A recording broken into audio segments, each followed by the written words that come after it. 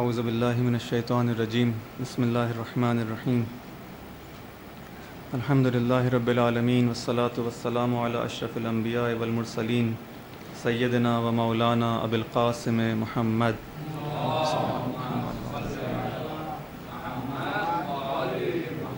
وعلی آل بیتہ الطیبین الطاہرین المعصومین المنتجبین سیما بقیۃ اللہ فی الارضین ارواحنا فداہ وعجل اللہ تعالی فرجہ الشریف اما بعد فقد قال اللہ سبحانہ وتعالی فی کتابہ الحکیم اعوذ باللہ من الشیطان الرجیم بسم اللہ الرحمن الرحیم یا ایہا الذین آمنوا کونوا انصار اللہ کما قال عیسی ابن مریم للحواریین من انصاری الی اللہ قال الحواریون نحن انصار اللہ فآمنت طائفة من بنی اسرائیل وکفرت طائفة فأیدنا الذین آمنوا علی عدوهم فأصبحوا ظاہرین۔ ایک درود بھیجے محمد و آل محمد پر۔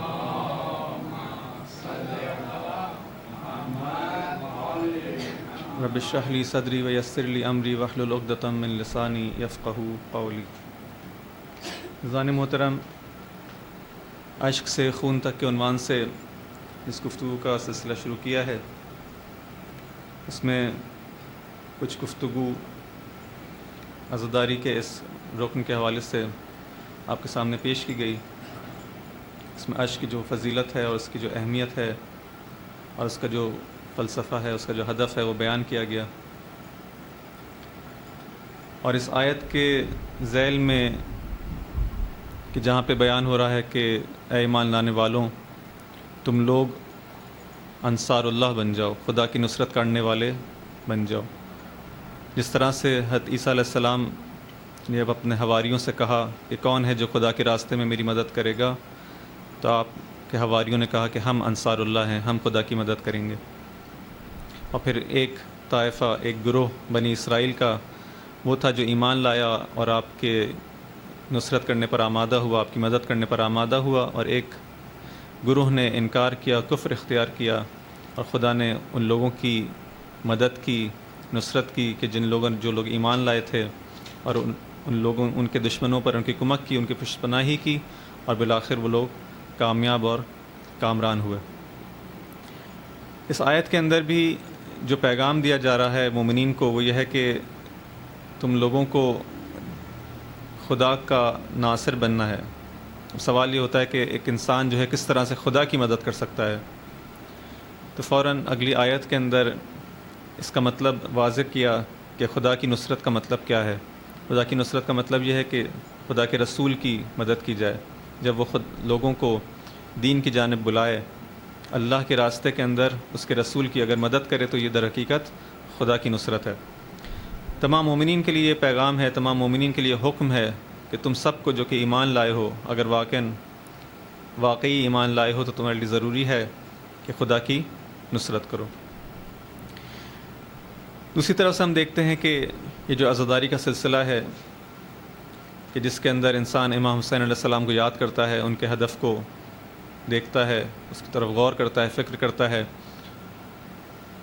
اور جب ان کی یاد مناتا ہے تو اس کا در حقیقت مقصد یہی ہوتا ہے کہ جو کام امام حسین علیہ السلام نے کیا، جو ہدف امام حسین علیہ السلام کا تھا، وہی ہدف جو ہے اس عزادار کا بھی ہو، اس سوگ منانے والے کا بھی ہو۔ جب وہ اشک بہاتا ہے امام حسین علیہ السلام کے محبت میں، ان کے عشق میں، تو در حقیقت اس بات کا اعلان کر رہا ہوتا ہے کہ میں بھی آپ کے ساتھ ہوں، اور جس منزلت پہ آپ اس شہادت کے ذریعے فائز ہوئے ہیں، میں بھی چاہتا ہوں کہ آپ کے اصحاب کی مانند آپ پر اپنا سب کچھ قربان کر دوں اور اس منزل پر فائز ہو سکوں جو کہ آپ کے ناصران کا جو مرتبہ ہے۔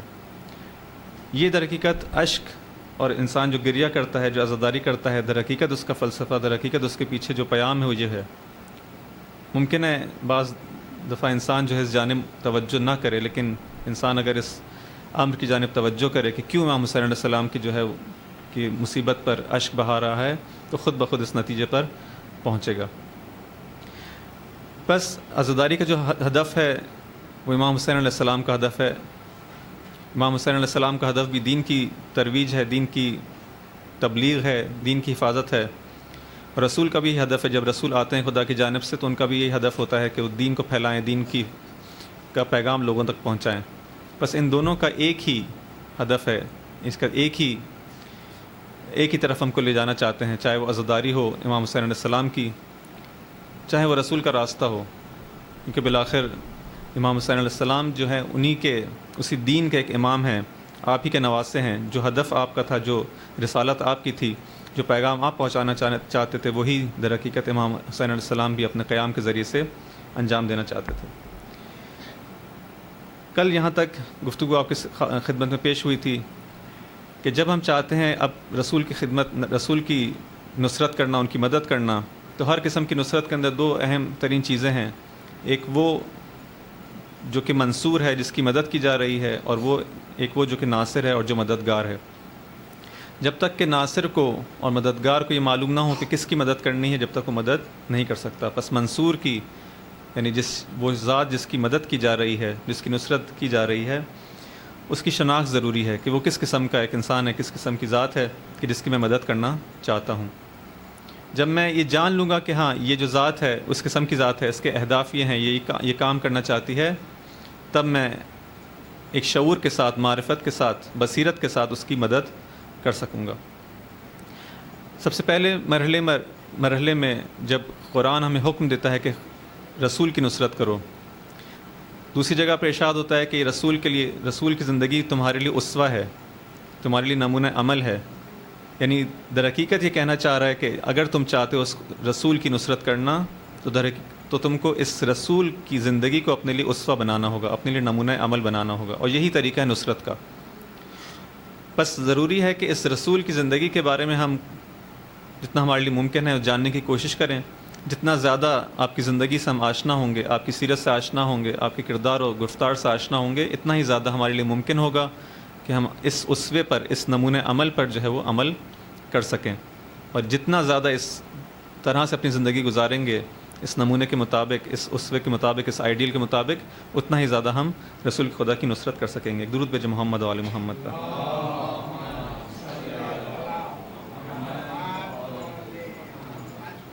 کل آپ کی خدمت میں اس عظیم انسان جو کہ اشرف المخلوقات ہے، دنیا کے اندر خدا کے بعد جو سب سے عظیم ترین ہستی ہے اگر کوئی، تو وہ رسول خدا صلی اللہ علیہ وآلہ وسلم کی ہستی ہے۔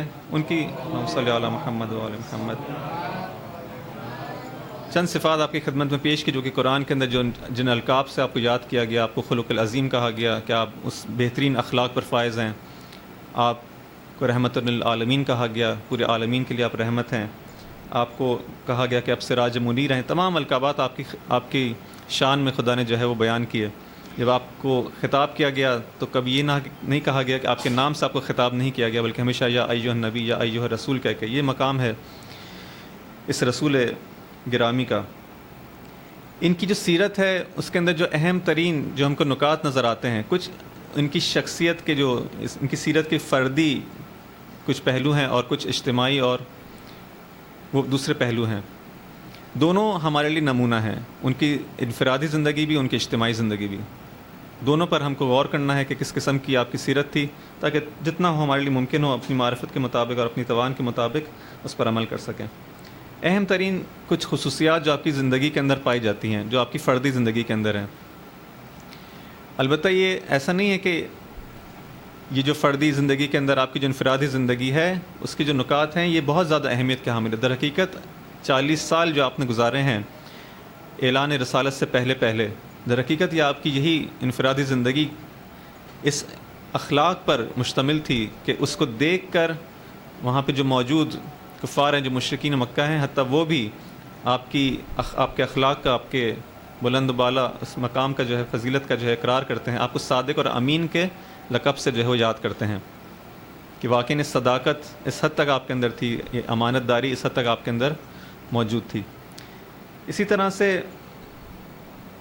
یہ جو صداقت اور امانت کی جو صفات ہیں عام طور پہ بہت زیادہ اس کا ذکر ہوتا ہے کہ آپ کے اندر پائی جاتی ہیں، لیکن عجیب ہے امام علی علیہ السلام جب رسول اللہ صلی اللہ علیہ وسلم کا ذکر کرتے ہیں تو ان کو کہتے ہیں شجاعت سے یاد کرتے ہیں۔ عام طور پہ رسول خدا کو اس صفت سے یاد نہیں کیا جاتا۔ اگر ایک ایسا انسان کہ جس کا نام آتے ہی ہمارے ذہن میں شجاعت آتی ہو، امام علیہ السلام کا نام آتی ہے ذہن میں جو بارز ترین صفت آتی ہے کہ ایک بہت شجاع انسان تھے. یہ انسان اگر کہے، ایسا شخص اگر کسی کو شجاع کہے تو اس کی شجاعت کا کیا عالم ہوگا. نہج البلاغہ میں ایک جگہ پر امام ارشاد فرماتے ہیں کہ جب جنگ کا عالم ہوا کرتا تھا اور جنگ اپنے شدت کے اوپر ہوتی تھی، احمر الباس، یعنی جسے کہتے ہیں کہ جنگ کا تنور جو ہے وہ بالکل گرم ہو چکا تھا، ایسے عالم کے اندر ہم پناہ لیتے تھے رسول خدا کی ذات کے اندر. جنگ کی شدت کے اندر ہم، کون کہہ رہا ہے یہ؟ علی علیہ السلام، کہ ہم پناہ لیتے تھے رسول کے پاس جا کر. فلم یکن احد منا اقرب الی العدو من، ہم دیکھتے تھے کہ کوئی بھی شخص رسول سے زیادہ دشمن کے نزدیک نہیں ہے، یعنی سب سے آگے اگر کوئی ہوتا تھا تو رسول کی ذات ہوتی تھی. ایسے موقع کون کہہ رہا ہے؟ یہ امام علی علیہ السلام کی ذات جو اتنے زیادہ شجاع ہیں، کہہ رہے ہیں کہ جب جنگ اپنے عروج پر ہوتی تھی تو ہم دیکھتے تھے کہ ہم کو بھی اگر پناہ لینی ہوتی تھی تو ہم رسول خدا کی ذات میں جا کے پناہ لیتے تھے. یہ ہے آپ کی شجاعت کا عالم. اسی طرح سے تواضع، فروتنی جو ہے، یہ سارے در حقیقت فقط چند دنوں پہلے بھی اس بات کو آپ کی خدمت میں عرض کیا کہ جب فضائل بیان کیے جاتے ہیں، چاہے رسول اللہ کے ہوں، چاہے باقی ائمہ کے ہوں، معصومین کے ہوں، تو در حقیقت اس کو بیان کرنے کا فلسفہ یہ ہوتا ہے کہ ہم ان فضائل کو جب بیان کرتے ہیں تو بتانا چاہتے ہیں دنیا کو کہ دیکھو ہم کن لوگوں کے ماننے والے ہیں، ان کے اندر یہ فضیلتیں موجود ہیں، ان کا یہ کردار تھا، ان کا یہ اخلاق تھا، ہم ان کو ماننے والے ہیں. اور ساتھ میں اپنے لیے بھی جو ہے اس چیز کو جو ہے بار بار اپنے آپ کو یہ یاد دلانا چاہتے ہیں کہ دیکھو ہم کو ان کی پیروی کرنی ہے. اگر ہم یہ کہہ کے گزر جائیں کہ ہاں وہ صادق تھے، امین تھے، اور ہماری زندگی کے اندر صداقت اور امانت داری نظر نہ آئے تو یہ اپنے آپ سے جو ہے مذاق کرنا ہے. اس روایت کے اندر جو دن بیان کیا کہ شدید ترین حسرت میں وہ شخص مبتلا ہوگا قیامت کے دن جو دنیا کے اندر عدالت کی توصیف کرتا رہا، بتاتا رہا کہ ہاں یہ عدالت ہے، عدالت کی یہ فضیلت ہے، یہ ہمارے ائمہ کے اندر اس طرح سے عدالت پائی جاتی تھی، اور خود اس کے اندر جو ہے وہ جب اس کی زندگی کی طرف دیکھا جائے تو عدالت کہیں نظر نہ آئے. اسی طرح سے باقی صفات بھی ہیں. بس ان صفات کو یہاں پہ وقت نہیں ہے کہ ایک کی جو ہے وہ توضیح اور تفصیل بیان کی جائے، لیکن انسان جب ان چیزوں کو سنتا ہے، غور کرتا ہے، صرف فکر کرے کہ یہ ساری صفات ہیں، در حقیقت ہمارے لیے پیغام ہیں. اسی طرح سے تواضع بھی ایک صفت ہے آپ کی. ایک دفعہ کتابوں میں لکھا کہ روایت کی گئی کہ آپ کی جو خواہر رضائی تھیں ایک دن آپ کے پاس تشریف لاتی ہیں، آپ اپنی ابا جو ہے اس کے لیے بچھا دیتے ہیں، اس کا اکرام کرتے ہیں، تکریم کرتے ہیں، اس سے جو ہے بات چیت کرتے ہیں، اس کا احوال پرسی کرتے ہیں، بہت مہربانی کے ساتھ اس سے جو ہے وہ اس کے برداؤ کرتے ہیں. آپ کی بہن ہے بالآخر. اس کے بعد جب وہ جاتی ہیں تو انہی کا بھائی جو ہے وہ آتا ہے. رسول خدا اس شخص کی جو ہے اس طرح سے تکریم اور اس طرح سے عزت نہیں کرتے. ایسا نہیں کہ اس کے ساتھ جو ہے برے سلوک کے ساتھ، نہیں، اس کے ساتھ بھی اچھا برتاؤ کرتے ہیں، لیکن وہ تکریم، وہ عزت اور احترام جو آپ نے جو تواضع دکھایا تھا اس اپنی بہن کے لیے، وہ اکرام اس شخص کا نہیں کرتے. سوال کرنے والا کہتے ہیں کہ آخر ان دونوں کے درمیان فرق کیوں آپ نے رکھا؟ تواضع تھا دونوں کے لیے، لیکن اس تواضع کے اندر بھی عدالت کو رعایت کیا. کس طرح سے؟ کہا کہ یہ جو بہن ہے یہ اپنے باپ کا اس کے بھائی کے مقابلے میں زیادہ خیال رکھتی تھی، بس یہ زیادہ تکریم اور زیادہ عزت اور زیادہ احترام کی سزاوار ہے. اس تواضع کے اندر بھی انسان دیکھیں کہ کس طرح سے جو ہے وہ عدالت کا جو ہے وہ خیال رکھا جا رہا ہے. اسی طرح سے سادہ زندگی، جو چیز ایک بارز اور بہت زیادہ واضح خصوصیت کے طور پر جو ہے رسول خدا صلی اللہ علیہ وسلم کی زندگی میں دیکھنے میں آتی ہے، وہ آپ کی سادہ زندگی ہے. نہج البلاغہ کے اندر کچھ کلمات ہیں، کچھ جملات ہیں کہ آپ کی سیرت کو جو بیان کیا ہے امام علی علیہ السلام نے، وہ شخص جو سالہ جس نے آپ کے ساتھ زندگی گزاری، بچپن سے جو ہے آپ کے ساتھ زندگی گزاری، وہ جب توصیف کرے گا، وہ جب بیان کرے گا آپ کی سیرت کو، تو ظاہراً وہ دیکھنے والی ہے اور اس پہ غور کرنا چاہیے کہ کس طرح سے آپ اپنی سیرت کو بیان کر رہے ہیں. فرماتے ہیں کہ ایک درود پیش محمد و آل محمد کا.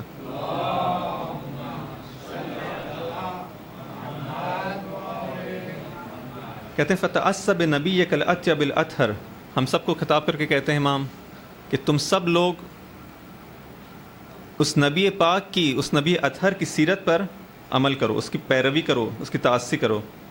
فإن فیہ اسوۃ لمن تأسیٰ وعزاء لمن تعزیٰ، کہ جو شخص ان کی کسی کو اسوہ بنانا چاہے تو شائستہ ہے، سزاوار ہے کہ آپ کی ذات کو جو ہے وہ آئیڈیل بنایا جائے، نمونہ بنایا جائے، اسوہ بنایا جائے. وعزاء لمن تعزیٰ، اس کا ایک مطلب یہ کیا گیا ہے کہ جو شخص اپنی زندگی کے اندر مشکلات کو دیکھتا ہے، پریشانیوں کو دیکھتا ہے، جب آپ کی زندگی کی طرف دیکھے گا، کہے گا کہ اتنی سخت زندگی تو کسی کی نہیں ہو سکتی، بس اس کو صبر آئے گا. بس آپ کی زندگی کے اندر دوسروں کے لیے کہ جن کی زندگیاں سختی میں گزر رہی ہیں، کیا ہے؟ ایک صبر ہے، ایک اس کے لیے جو ہے وہ سکون کا باعث ہے. فإن فیہ اسوۃ لمن تأسیٰ وعزاء لمن تعزیٰ وأحب العباد إلی اللہ المتأسی بنبیہ، خدا کا جو محبوب ترین بندہ ہے، جو خدا کو سب سے زیادہ پسند ہے، وہ کون سا بندہ ہے؟ جو آپ کی سیرت کی اور آپ کی جو زندگی ہے اس کی جو ہے تأسی کرتا ہے، اس کی پیروی کرتا ہے. والمقتص لأثرہ، آپ کے قدم پر، آپ کے نقش قدم پر جو ہے وہ چلتا ہے. اب یہاں سے جو ہے ان کی کچھ توصیف اور ان کی جو ہے تعریف شروع کرتے ہیں. قدمت دنیا قدمہ ولم یعرہا طرفا، کہتے ہیں کہ یہ رسول کی ذات وہ ذات ہے کہ جس نے دنیا کو کتنا لیا، جس طرح سے کہ انسان فقط ایک چیز کو جو ہے ضرورت کے مطابق چکھ لے. یہ بھی الفاظ استعمال نہیں کر رہے امام کہ آپ نے مثلا جو ہے دنیا سے کچھ کھایا، نہیں، کھانے کا لفظ بھی استعمال نہیں کر رہے، چکھنے کا، ایک ضرورت کے مطابق بس جتنا ضروری تھا اتنا لے لیا دنیا سے. قدمت دنیا قدما ولم یعرہا طرفا، دنیا کی طرف دیکھا تک نہیں، ایک یعنی جسے کہتے ہیں کہ دل بھر کر دیکھنا نہیں، اس حد تک بھی جو ہے وہ. احظم اہل الدنیا کشحا واخمسہم من الدنیا بطنا، اگر کوئی بہت ہی لاغر، بہت ہی نحیف قسم کا انسان دیکھنا ہو، بہت ہی ایک جسے کہتے ہیں کہ لاغر ہے، جس کا جو ہے وہ جس کو ہم اردو میں دبلا انسان کہیں، بہت زیادہ لاغر، اس قسم کا انسان دیکھنا چاہو تو سب سے زیادہ آپ کی ذات کو جو اگر کوئی انسان دیکھے تو اس طرح کی ذات. وَأَخْمَسُهُم مِّنَ الدُّنْيَا بَطْنًا،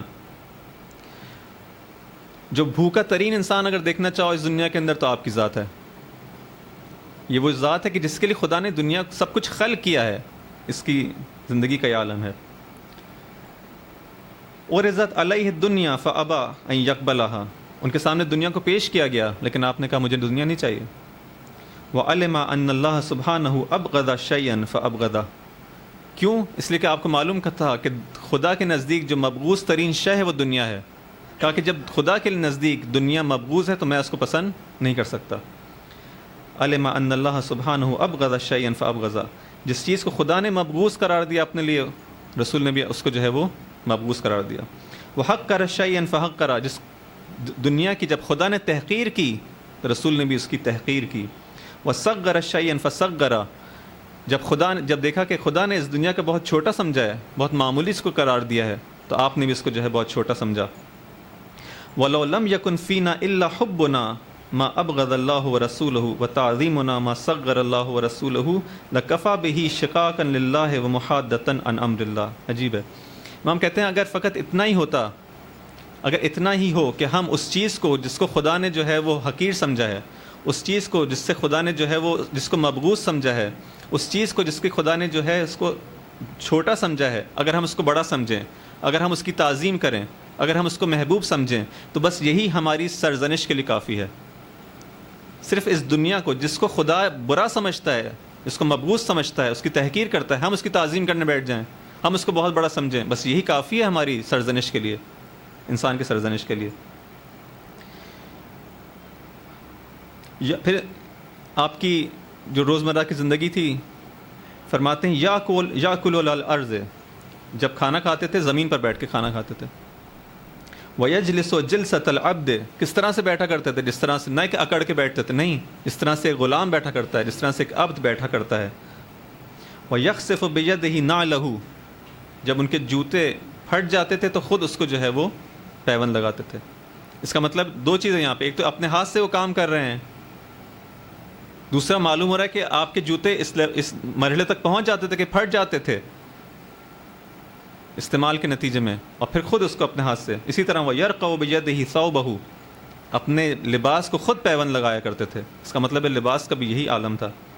وَيَرْكَبُ الْحِمَارَ وَيَرْكَبُ الْحِمَارَ الْآرِي، گدھے کی پر سوار ہوا کرتے تھے. دیکھیں اس زمانے کے اندر جو سواری ہے اس میں گھوڑا بھی شامل ہے، اونٹ بھی شامل ہے، لیکن گدھے کی سواری کیا ہے؟ جو کہ بہت پست قسم کی سواری، اس زمانے کے لحاظ سے ایک پست سواری ہے، مہنگی سواری نہیں ہے.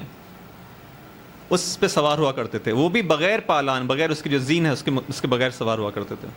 یکون وَيُرْدِفُ خَلْفَهُ، اس گدھے پہ جب سوار ہوا کرتے تھے تب بھی اگر کوئی آپ کو مل جائے راستے میں چلتا ہوا اس کو بھی سوار کر لیا کرتے تھے اپنے ساتھ. دیکھیں کس قدر تواضع ہے، کس قدر تواضع ہے. یہ دنیا کی پہلے نمبر کی اگر کوئی مخلوق ہے خداوند عالم کے بعد، اگر کسی کا کوئی مقام ہے تو یہ اس شخص کا ہے. اس کا تواضع دیکھیں، اور اس کو اپنے ساتھ بٹھا لیا کرتے تھے. وَيَكُونُ السِّتْرُ عَلَى بَابِ بَيْتِهِ فَتَكُونُ فِيهِ التَّصَاوِيرُ. ایک دفعہ آپ نے دیکھا کہ آپ کے گھر میں کچھ پردے لگے ہوئے ہیں جس پہ کچھ، جسے کہتے ہیں کہ فرض کریں کچھ ڈیزائن بنے ہوئے ہیں، کچھ کچھ مثلا پھول بنے ہوئے ہیں، اس طرح کی چیزیں بنی ہوئی ہیں، اس پہ تصاویر بنی ہوئی ہیں. فَيَقُولُ يَا فُلَانَ لِإِحْدَى، اپنے ایک بیویوں میں سے کسی ایک سے کہا، ایک زوجوں میں سے کسی ایک سے کہا، غَيِّبْهِ عَنِّي، اس کو مجھ سے چھپا لو. فَإِنِّي إِذَا نَظَرْتُ إِلَيْهِ ذَكَرْتُ الدُّنْيَا، میں جب ان چیزوں کی جانب دیکھتا ہوں تو مجھے دنیا یاد آ جاتی ہے، میری نظر میں دنیا آ جاتی ہے. وَزَخَارِفِهَا، اس کی خوبصورتیاں آ جاتی ہیں. فَأَعْرَضَ عَنِ الدُّنْيَا بِقَلْبِهِ، امام فرماتے ہیں کہ یہ ذات وہ تھی کہ جو اپنے دل سے دنیا سے جو ہے وہ اس نے روگردانی کر لی تھی. صرف دکھاوا نہیں تھا، رسول خدا کو کسی کو دکھانے کی ضرورت نہیں ہے، اپنے قلب سے اپنے دل سے جو ہے دنیا سے جو ہے روگردان تھے. وَأَمَاتَ ذِكْرَهَا مِن نَفْسِهِ، اپنی جان سے اپنے دل سے دنیا کے ذکر کو مار ڈالا تھا. امات، اس کو جو ہے موت دے دی تھی. وَأَحَبَّ أَن تَغِيبَ زِينَتُهَا عَنْ عَيْنِهِ، وہ چاہتے تھے کہ دنیا کی زینتیں ہمیشہ ان کی آنکھوں سے جو ہے پوشیدہ رہیں. کیوں؟ لِكَيْ لَا يَتَّخِذَ مِنْهَا رِيَاشًا، ایسا نہ ہو کہ اس دنیا سے جو ہے اپنی زندگی کے لیے کو اچھا بنانے کے لیے جو ہے کچھ حاصل کر لیں کچھ. ولا یعتقدها قرارا، ایسا نہ ہو کہ کبھی ان کے ذہن میں یہ چیز آ جائے کہ ہاں یہ قرار کی جگہ ہے، یہ رہنے کی جگہ نہیں، یہ خیال بھی نہ آئے کہ دنیا جو ہے رہنے کی جگہ ہے. ولا یرجو فیہا مقاما، کبھی اس دنیا کے اندر کوئی مقام کو طلب نہ کر بیٹھیں، اس حد تک جو ہے دنیا کی طرف توجہ نہیں کرتے تھے. فاخرجها من النفس واشخصها عن القلب، بس اس دنیا کی محبت کو اپنے دل سے باہر نکال دیا. وغیبها عن البصر، اس کو اپنی آنکھوں سے دور کر دیا. وکذالک من ابغض شیئا ابغض ان ينظر الیہ، پھر کہتے ہیں کہ جو شخص کسی سے نفرت کرتا ہے تو اس کو دیکھنا بھی نہیں چاہتا. اسی لیے جو ہے دنیا کو اپنے نظروں سے دور، کیونکہ نفرت کرتے تھے دنیا سے، مبغوض جانتے تھے. کیوں مبغوض جانتے تھے؟ کیونکہ خدا جو ہے مبغوض جانتا ہے. بس آپ جو جن کا حبیب ہے وہ بھی دنیا کو مبغوض جانتے تھے. من ابغض شیئا ابغض ان ينظر الیہ وان یذکر عنده، نہ فقط اس کی طرف دیکھنا نہیں چاہتا بلکہ یہ بھی اس کو پسند نہیں ہے کہ اس کے سامنے جو ہے اس کا ذکر ہو. اگر میں کسی شخص سے نفرت کرتا ہوں، کسی چیز سے نفرت کرتا ہوں، اگر آپ میرے سامنے اس کا تذکرہ کریں گے مجھے پسند نہیں ہوگا. میں کہوں گا نہیں اس کی بات نہ کرو، یہ میرا دشمن ہے، اس سے مجھے تنفر ہے، اس سے مجھے نفرت ہے، اس کا ذکر نہ کیا جائے. بس جو شخص کسی سے دشمنی کرتا ہے اس کا ذکر بھی سننا پسند نہیں کرتا. یہ خطبہ 158 نمبر کا خطبہ ہے، 158 نمبر کا طولانی خطبہ ہے، اس کو یہاں پورا بیان نہیں کیا جا سکتا. انشاءاللہ آپ لوگ جا کے گھروں پہ حتماً اس کا مطالعہ کریں. یہ جو خطبہ جب ختم ہوتا ہے اس کے آخر میں ایک درود بھیجے محمد و آل محمد پہ.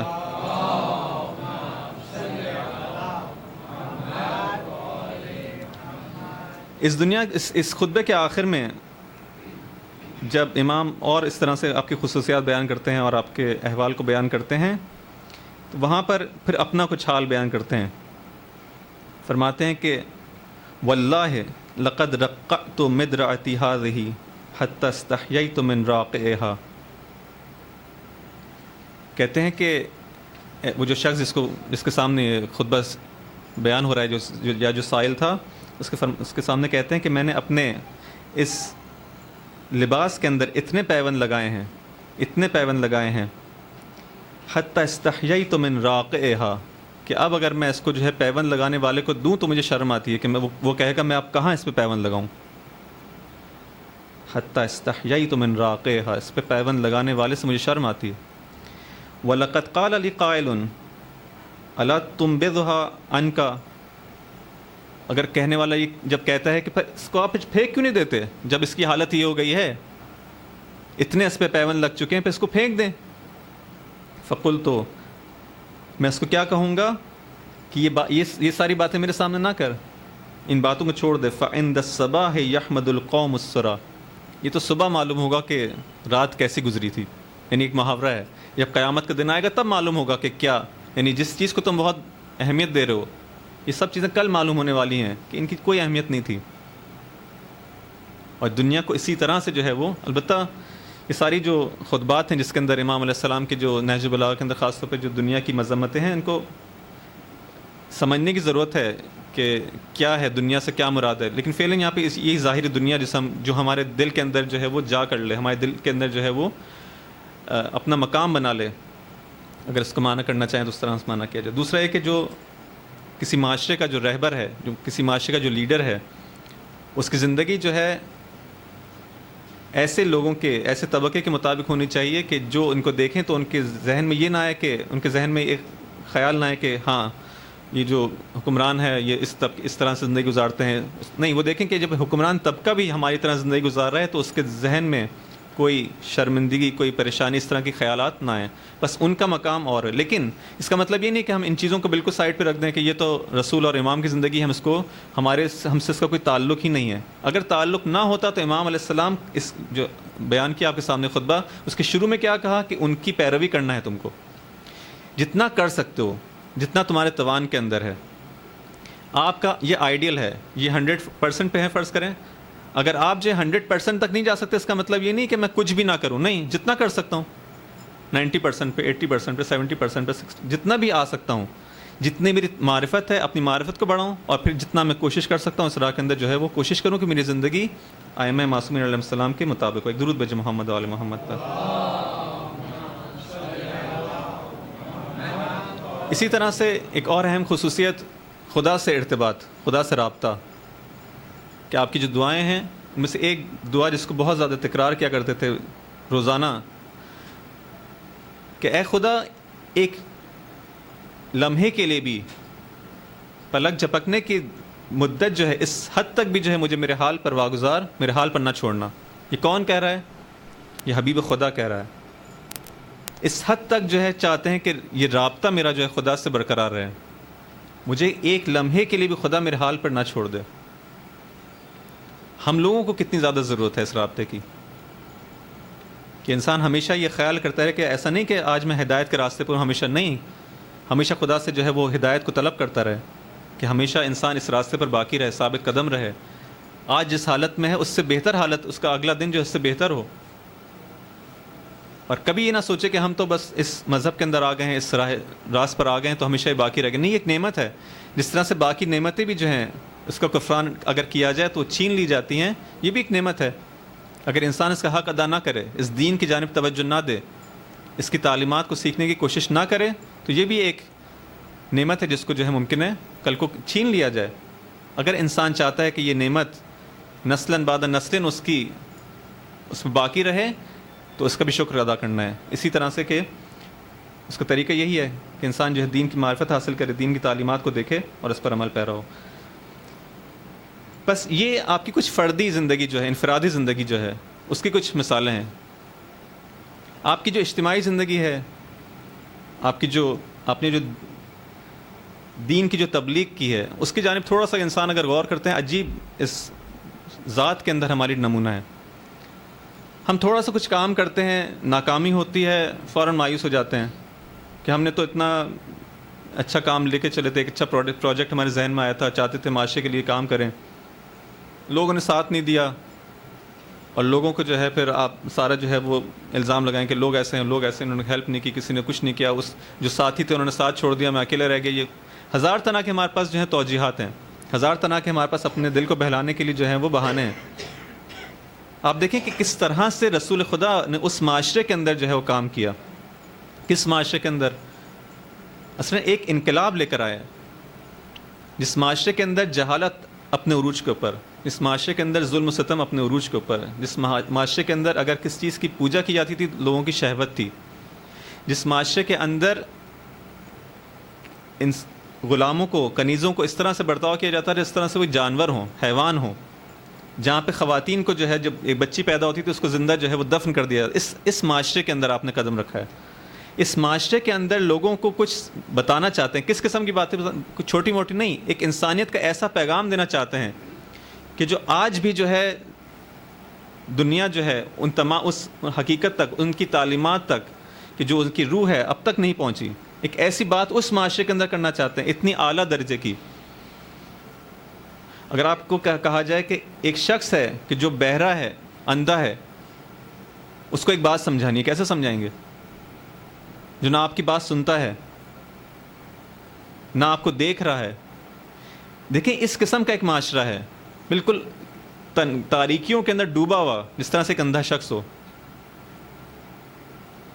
اگر اس کے سامنے کچھ بات کی جائے, آپ کا مذاق اڑایا جائے, کہے یہ شاعر ہے, کوئی کہے کہ مجنون ہے, پاگل ہے, دیوانہ ہے, کوئی تہمت لگائے, کوئی کسی طرح کی تہمت لگائے. اس قسم کے معاشرے کے اندر اس کو بات سمجھانا, صبر کرنا, نہیں آج نہیں کل سمجھیں گے, کل سمجھیں گے. اس طرح سے اس کی اور مثال یوں لے سکتے ہیں کہ کوئی چٹان ہو, بالکل پتھریلی چٹان ہو, اس کے اندر میں آپ سے کہوں کہ اس میں ایک پودا لگائیں, کہیں گے یہ نہیں ہو سکتا. ایک چٹان کے اندر میں ایک پتھر کے اندر کس طرح سے میں پودا لگا سکتا ہوں؟ اتنی سخت وہ زمین ہے کہ وہ برداشت نہیں کر سکتی اس کو. ایسا ہی ہے کہ آپ نے جو ہے اس پتھر کے اندر پودا لگا کے, نہ فقط ایک پودا, ایک تنومند درخت لگایا. کیسے لگایا؟ کہ جو صرف آپ کی جو رحلت, آپ کی جو تبلیغ کا جو آغاز ہے, جب آپ 40 سال کے ہیں اور جب آپ کی وفات ہے 63 ہجری کے اندر, اس 23 سالہ زندگی کے اندر اتنی بابرکت زندگی ہے, اتنی بابرکت زندگی ہے کہ نہ فقط اسلام اس مکہ کی سرزمین پر پھیل چکا ہے, مدینہ تک پھیل چکا ہے, بلکہ اطراف میں پھیل چکا ہے. اور اب آپ پیغام دے رہے ہیں روم کو اور ایران کی سلطنتوں کو, جو اس دنیا کے اس زمانے کے اندر 2 سپر پاورز ہیں. ان طاقتوں کو پیغام دے رہے ہیں اسلام کا, اسلام کی جانب جو ہے دعوت دے رہے ہیں. وہی رسول جو کل تک ان لوگوں کو سمجھاتا تھا, چھوٹی چھوٹی باتیں ان لوگوں کو سمجھ میں نہیں آتی تھیں, لوگ تہمتیں لگایا کرتے تھے, پریشان کیا کرتے تھے. آپ پہ کتنی جو ہے وہ اسی خانہ خدا کے اندر آپ پر جو ہے غلاظتیں پھینکی جاتی تھیں, آپ نے برداشت کیا. یہ صبر ہے, یہ پائیداری نہیں, ڈٹے رہنا, استقامت دکھانا. اہم ترین خصوصیت اگر ہم آپ کی سیرت کی لیں تو یہی صبر و استقامت ہے. اور یہی صبر و استقامت ہے جس نے رنگ دکھایا. اور پھر جو ہے 40 ہجری کے اندر اسلام اس قدر پھیل چکا تھا کہ اس طرف جو ہے وہ آج کے جو روس کی بعض ریاستیں, اس طرف سے یورپ کی بعض ممالک جو ہیں, یہ سارے جو ہے اسلام کی جو ہے سلطنت کے اندر آ چکے تھے. یہ صبر و استقامت جو ہے, اگر اہم ترین, اگر ہم آپ کی زندگی کے اندر جو سیرت کے اندر جو صفات دیکھتے ہیں, اس کے اندر بارز ترین اور جو سب سے واضح ترین ہم کو خصوصی نظر آتی ہے. اسی طرح ایک ایسا معاشرہ, اس معاشرے کی ایک اور خصوصیت اس کو امام علیہ السلام نہج البلاغہ میں فرماتے ہیں کہ اگر اس کو ترسیم کرنا چاہو, سمجھنا چاہو اس معاشرے کو, کیا حال تھا؟ کہتے ہیں کہ عالمھا ملجمن و جاہلھا مکرمن. پہلے بھی شاید ایک دفعہ آپ کی خدمت میں بیان کیا کہ ایسا معاشرہ تھا جس کے اندر عالم کے منہ پہ لگام لگی ہوئی ہے اور جاہل کا اکرام کیا جاتا ہے. یعنی اس طرح ایک خرافات کی زندگی, ایک ایسی رسومات کی زندگی کہ جس کے اندر کوئی عقل نہیں, جس کا کوئی علم و آگاہی سے کوئی تعلق نہیں, اس طرح کی زندگی جو گزارنے والے ہیں, وہاں پر اس طرح سے تبلیغ کرنا. ہجرت سے پہلے اس طرح کی مشکلات اپنے سامنے موجود ہیں, ہجرت کے بعد بھی یہ مشکلات باقی رہیں. ایسا نہیں کہ ہجرت کے بعد جو ہے جب آپ نے حکومت تشکیل دی, اس اسلامی معاشرے کو تشکیل دیا تو مشکلات تمام ہو گئی. نہیں, اب اور طرح کی مشکلات ہیں. جب آپ نے ہجرت کر لی, آپ کے کم از کم 4-5 محاذوں پہ آپ کو جنگ کرنی ہے اس پورے معاشرے کو. مشرکین مکہ کی جو دشمن ہیں وہ اپنی جگہ موجود ہیں, اور کئی جنگیں آپ کے ساتھ ہو چکی ہیں, جنگ بدر, احد و حنین, سب یہ ساری جنگیں جو ہو چکی ہیں. یعنی یہ ساری جنگیں آپ نے ان سے کی ہیں. خود مدینہ کے اندر ایک گروہ ہے جو کہ منافقین کا گروہ ہے, وہ ایک الگ دشمن موجود ہے. مدینہ کے اطراف میں کچھ ایسے خونخوار قبائل ہیں کہ جن سے ہمیشہ یہ ڈر ہے کہ جو ہے کبھی مدینہ پہ حملہ کر سکتے ہیں. یہ ایک الگ دشمن ہے. جو یہودی جنہوں نے مدینہ کے اطراف میں قلعے بنائے ہوئے ہیں اور کئی 100 سالوں سے یہاں پہ رہ رہے ہیں, یہ ایک الگ دشمن ہے. ہر طرف سے دشمنوں کے اندر گھرے ہوئے ہیں. اور ایک اہم ترین دشمن جس کو خود آپ کہتے ہیں, جو آپ لوگوں نے بار بار احادیث کے اندر سنا ہے کہ جب کچھ لوگ ہیں کہ جو جہاد سے واپس آتے ہیں تو آپ کہتے ہیں کہ تم لوگوں نے جہاد اصغر کیا اور تم کو مبارکباد ہو اس بات کی، لیکن ابھی جہاد اکبر باقی. وہ کس چیز کا جہاد ہے؟ وہ خود اپنے نفس کا جہاد ہے. کہ تمام مسلمانوں کو بتا رہے ہیں کہ سارے دشمن اپنی جگہ پر، لیکن ان سب سے بڑھ کر جو دشمن ہے وہ تمہارا اپنا نفس ہے. اور مسلمانوں نے شاید ان باہر کے دشمنوں میں کچھ کامیابی حاصل کی، لیکن وہ اندر کا جو دشمن تھا اس سے بری طرح ہار گئے. کہ 11 ہجری کے اندر جب آپ کی وفات ہوتی ہے، رحلت ہوتی ہے، اسی کے بعد سے دیکھیں کس طرح سے جو ہے سارے جو ہے وہ مشکلات ایک دم سے جو ہے وہ اس عالم اسلام پر جو ہے وہ ٹوٹ پڑتی ہیں. لوگ اس اپنے نفس کا مقابلہ نہیں کر پائے. حق کو دیکھ رہے تھے لیکن عمل نہیں کر پائے. راستہ واضح تھا، ایسا نہیں تھا کہ لوگ بھول چکے تھے، نہیں، بہت سب کچھ یاد تھا. کتنے ہی صحابی تھے جنہوں نے اس واقعے کو، غدیر کے واقعے کو سنا تھا، اپنی آنکھوں سے دیکھا تھا، بیعت کی تھی. ایسا نہیں تھا بھول گئے ہوں. اور اگر کوئی بھول بھی گیا تھا تو اس کو یاد دلایا گیا. یہی امام اپنی زوجہ کو لے کے، بی فاطمہ زہرا سلام اللہ علیہ کو لے کے گھروں پر گئے ہیں. اللہم صلی علی محمد و آل محمد. لوگوں تک پیغام پہنچایا گیا تم بھول گئے ہو. نہیں، لوگوں کو یاد تھا. خیر میں اس طرف جانا نہیں چاہتا. بس یہ مختلف قسم کے دشمن ہیں. ہجرت سے پہلے الگ قسم کے دشمن ہیں، ہجرت کے بعد الگ قسم کے دشمن ہیں. پوری زندگی جو ہے آپ اس ذات کی دیکھیں کہ ان مشکلات کے اندر ہے، لیکن صبر و پائیداری، صبر اور استقامت کے ساتھ جو زندگی گزاری ہے، کہ آج بھی اگر ہم اتنے 1400 سال گزرنے کے بعد بھی اسلام بالآخر جس صورت میں بھی ہے، درست ہے کہ بہت سارے لوگ، ایک اکثریت اس پر اس طرح سے عمل نہیں کرتی کہ جس طرح سے اس کا حق ہے، لیکن آج 1400 سال گزرنے کے باوجود بھی ایک ایسی تعداد موجود ہے جو کہ کم نہیں ہے، کہ جو اسی طرح سے رسول خدا کے پیغام کو سمجھنا چاہتی ہے، اس پر عمل کرنا چاہتی ہے، اپنی جان دیتی ہے.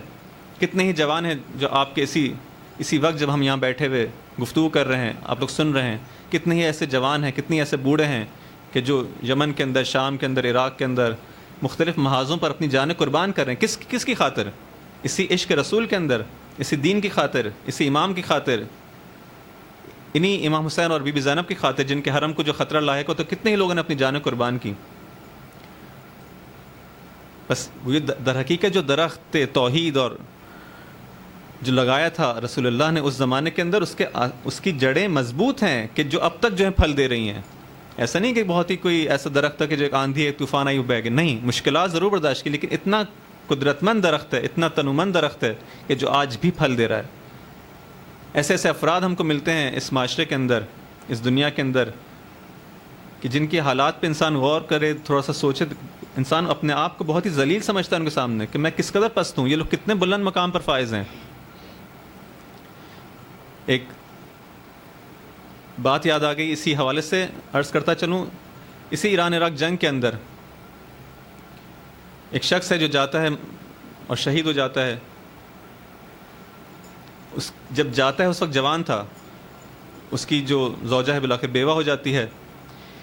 30 سال گزرنے کے بعد، کم از کم 30 سال گزرنے کے بعد، ایک انٹرویو کرنے والا اس زوجہ کے پاس آتا ہے اور اسے سوال کرتا ہے کہ آپ کے جو شوہر اس جوانی کے عالم میں جو ہے وہ محاذ پہ چلا گیا، جنگ پہ چلا گیا، شہید ہو گیا، تو آپ کے کیا اس کے تاثرات ہیں؟ وہ اپنی رضایت کا اظہار کرتی کہ میں بالکل اس پر راضی ہوں. وہ سوال کرنے والا کہتا ہے کہ فرض کریں کہ وہ آپ کا شوہر تھا، آج دوبارہ اس دروازے سے واپس آ جاتا ہے، آپ کیا کہیں گے اپنے شوہر سے؟ وہ یہ نہیں کہے گی کہ وہ یہ نہیں کہتی کہ میں اس سے شکوہ کروں گی مجھے اس جوانی کے اندر چھوڑ کے چلے گئے، یہ میرے ساتھ ہوا، یہ میں نے ان 30 سالوں میں تمہیں نہیں معلوم میں نے کس طرح زندگی گزاری، کس طرح اپنے بچوں کو بڑا کیا. یہ نہیں کہوں گی. کہتی ہے میں یہ کہوں گی کہ اس وقت حرم کو مدافع کی ضرورت ہے، جا کے شام کے اندر جا کے اب جنگ لڑو. یہ اس عورت کا، اس خاتون کا مقام ہے. یہ نہیں کہوں گی کہ تم اب آگے خوش ہوں، خدا کی راہ میں جو ہے میرا شوہر واپس آ گیا. نہیں، آج دوبارہ تمہاری ضرورت ہے، اپنا یہ بیگ اٹھاؤ اور جاؤ اس راستے کے اندر.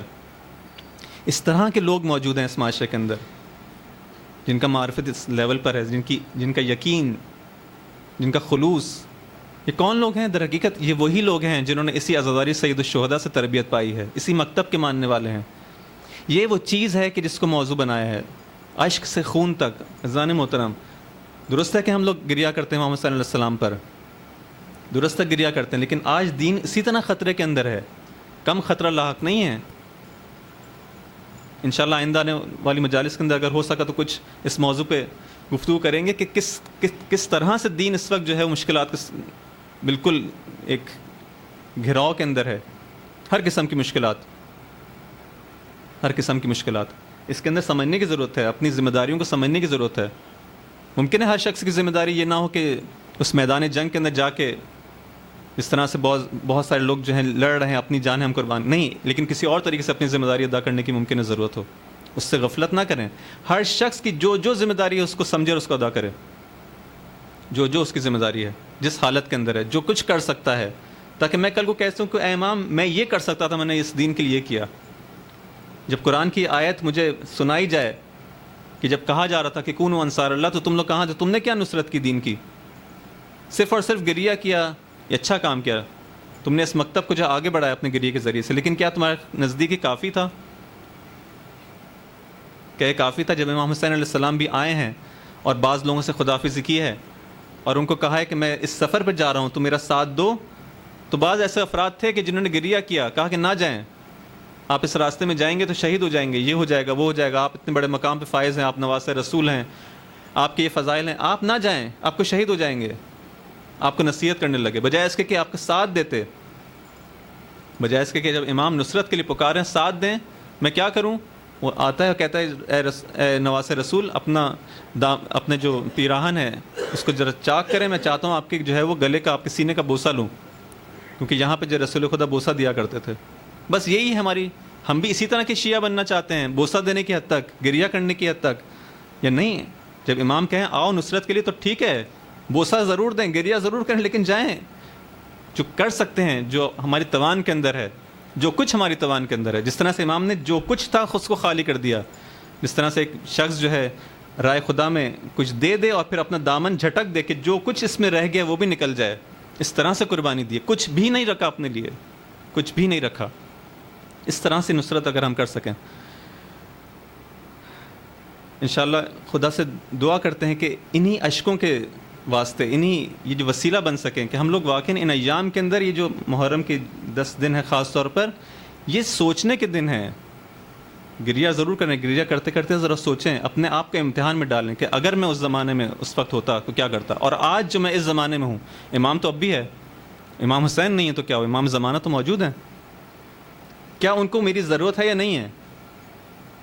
اگر ضرورت ہے تو کس محاذ پر ہے، میں کیا کر سکتا ہوں اور کر رہا ہوں یا نہیں کر رہا. یہ 10 دن جو ہے اپنا محاسبہ کرنے کے بہترین دن ہے. ہر وقت انسان جب گریہ کرے، اس بات پر بھی جو ہے وہ توجہ کرے. آئیں سلام کرتے ہیں امام علیہ السلام کو. السلام علیک یا ابا عبداللہ وعلی الارواح التی حلت بفنائک، علیک من السلام ابدا ما بقیت وبقی اللیل والنہار. السلام علی الحسین وعلی علی ابن الحسین وعلی اولاد الحسین وعلی اصحاب الحسین. عزیزان محترم، کربلا کے میدان کے اندر عجیب عجیب شخصیات موجود ہیں.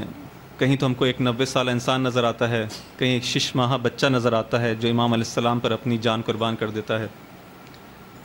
آپ نے سنا ہوگا حضرت قاسم علیہ السلام نے جب اپنی جان امام علیہ السلام پہ قربان کی، اب 13 سال کے تھے. لیکن صرف ایک یہی بچہ نہیں ہے جو 13 سال کا ہے، ایک اور بچہ بھی ہے جس کا عام طور پہ تذکرہ نہیں ہوتا. ایک بچہ ہے، تقریباً مکاتب نے لکھا اس کی یہی عمر تھی، 11-12 سال کا بچہ تھا.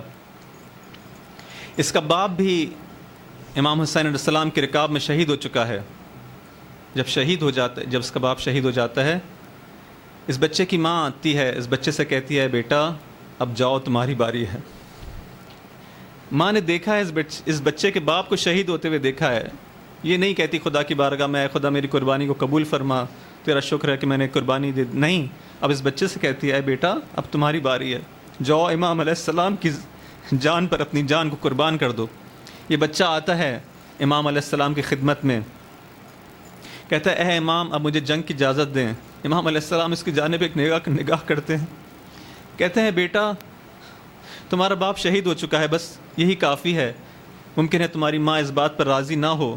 بچہ کہتا ہے اے امام میری ماں ہی نے تو آپ کی خدمت میں مجھے بھیجا ہے، خود اسی نے مجھ سے کہا ہے کہ اب تم جاؤ اپنی جان کو امام پر قربان کرو۔ جب امام علیہ السلام یہ الفاظ سنتے ہیں، اب امام کے پاس کوئی بات نہیں ہے اس کو جواب دینے کے لیے، اجازت ملتی ہے۔ یہ بچہ، ایک چھوٹا بچہ جنگ کے لیے آتا ہے، جنگ کے لیے آتا ہے، اور جو اشعار پڑھتا ہے اس کی معرفت کی عکاسی کرتے ہیں، کس قدر بامعرفت بچہ ہے۔ کہتا ہے امیری حسین و نعم الامیر، اے لشکر اعداء جانتے ہو میرا امیر کون ہے، میرا سردار کون ہے؟ امیری حسین و نعم الامیر، وہ کتنا بہترین امیر ہے، کتنا بہترین سردار ہے۔ سرور و فؤاد البشیر النذیر، جانتے ہو یہ کون ہے؟ یہ بشیر و نذیر کہ دل کی ٹھنڈک ہے۔ اے لوگوں تم جانتے نہیں، میں تم کو بتاتا ہوں۔ علی و فاطمہ والدہ ہو، جانتے ہو اس کے والدین کون ہے؟ علی و فاطمہ کا بیٹا ہے۔ علی و فاطمہ والدہ ہو، فہل تعلمون لہو من نذیر، کیا تم اس جیسا کوئی اور دنیا میں پیدا کر سکو گے؟ کیا حسین جیسا کوئی اور دنیا میں موجود ہے جس کے والدین علی و فاطمہ ہوں؟ تم دیکھو تو صحیح، اس کا چہرہ شمس الضحیٰ کی مانند ہے۔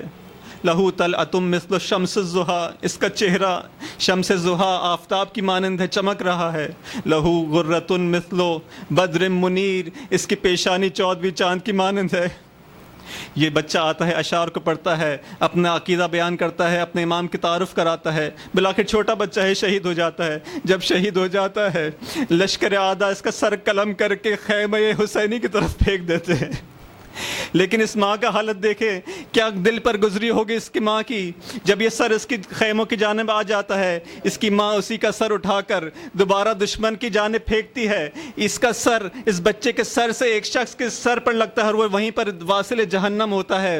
پھر اس کی ماں خود میدان میں آتی ہے، خیمے کا عمود لے کر میدان میں آتی ہے، کہتی تم نہیں جانتے میں ایک کنیز ہوں حسین کی، درست ہے کہ میں بہت ضعیف ہوں، درست ہے کہ میں بوڑھی ہو چکی ہوں، لیکن میں اپنی جان اپنے امام پر قربان کر دوں گی۔ دو لوگوں کو واصل جہنم کرتی ہے۔ امام علیہ السلام جب دیکھتے ہیں صدا دیتے ہیں بس اے خاتون واپس آ جا، خدا اس کے لیے دعا کرتے ہیں اور اس کے لیے رحمت کی تقاضا کرتے ہیں۔